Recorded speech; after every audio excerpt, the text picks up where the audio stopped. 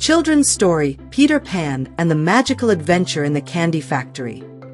Bruninho and Rafa were playing in the park when they suddenly smelled the delicious aroma of chocolate and vanilla in the air. "Do you smell that?" asked Rafa, rubbing his belly. Bruninho looked around curiously. "Yes, it's coming from that direction." Before they could investigate, a swift shadow flew over them. Looking up at the sky, they saw Peter Pan gliding down with his mischievous smile. He landed gracefully beside them, his green outfit shining in the sunlight. "Hi, friends. I need your help to save a magical place. Are you up for an adventure?" Bruninho's eyes widened with excitement. "Peter Pan. Wow, of course." Rafa grinned. "Where are we going?" Peter spun in the air and said enthusiastically, "To the enchanted candy factory. Something terrible has happened. The sweets have lost their magical flavor, and Mrs. Sugarplum, who runs everything, is very worried.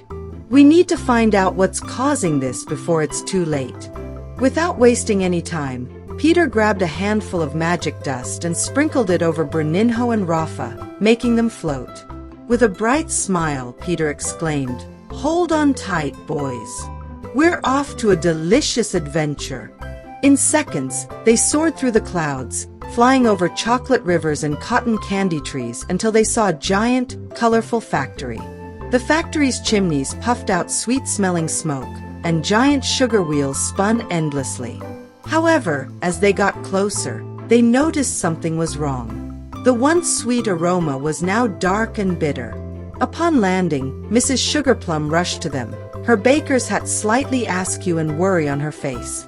"Oh, Peter Pan, thank goodness you're here. The factory is falling apart. The sweets have lost their magic, and we're getting complaints from children all over the world." Rafa looked around and saw factory workers trying to fix jammed gears and leaking syrup pipes. "Who did this?" asked Bruninho, puzzled. Peter Pan crossed his arms and said firmly, "It was Captain Hook. He invaded the factory with his band of hungry pirates and tried to steal all the magic from the sweets. Now, we need to reverse the damage before the factory completely shuts down." Mrs. Sugarplum explained that 3 essential machines needed to be repaired to get the factory running again. The first was the gummy candy machine, which was producing hard and flavorless gummies. The second was the chocolate boiler, which was overflowing and unusable. And the last, the most important of all, was the magic sugar generator, which had been sabotaged.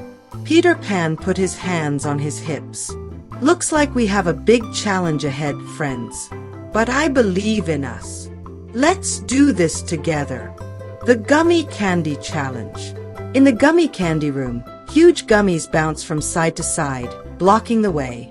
"We need to get through without getting hit," warned Peter Pan. Rafa tried to run but was almost knocked over by a giant gummy. Bruninho had a brilliant idea. "Let's use the candy trays as shields."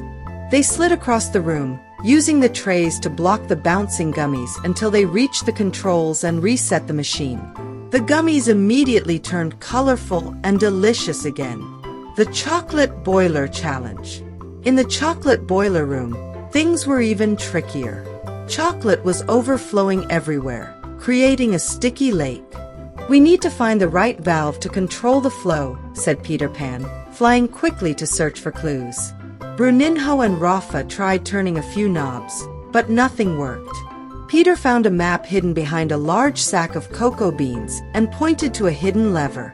Together, they pulled it, and the chocolate started flowing correctly, filling molds with delicious bonbons. The Magic Sugar Generator Challenge. Finally, they reached the magic sugar generator, where they found the biggest problem of all. Captain Hook had set a trap. A giant crystal sugar sphere was blocking the main mechanism. "This is going to be tough," said Bruninho, eyeing the massive obstacle. Peter Pan smiled confidently. "Leave it to me." He flew around the sphere, cutting the sugar strands with his magic dagger, while Bruninho and Rafa pushed with all their might. With a loud crack, the sphere shattered into pieces, and the generator roared back to life. A magical glow filled the room, and the entire factory started working perfectly again. Mrs. Sugarplum clapped with joy. "You did it! The factory is saved!" Bruninho and Rafa cheered, while Peter Pan smiled proudly. "I knew teamwork would save the day," he said. Before they left, Mrs. Sugarplum offered them a feast of magical sweets. "Take these treats with you and share them with your friends," she said gratefully. As they flew back home, Bruninho looked at Peter Pan and said, "This was one of the most amazing adventures ever. You always make everything fun." Peter winked. "The real magic is in friendship and teamwork. Never forget that." Back at the park, Rafa and Bruninho looked at their bags full of enchanted sweets and wondered if the adventure had really happened or if it was just a dream. But when they took a bite of the chocolate filled with the taste of adventure and friendship, they knew it was real and unforgettable. Bruninho and Rafa learned that with teamwork, creativity, and confidence, even the biggest challenges can be overcome. And with a little bit of magic and friendship, everything becomes sweeter. That was our story for today. Want to hear more awesome adventures? Then subscribe to our channel. And if you liked it, give us a thumbs up so we know. See you in the next adventure with Bruninho's gang.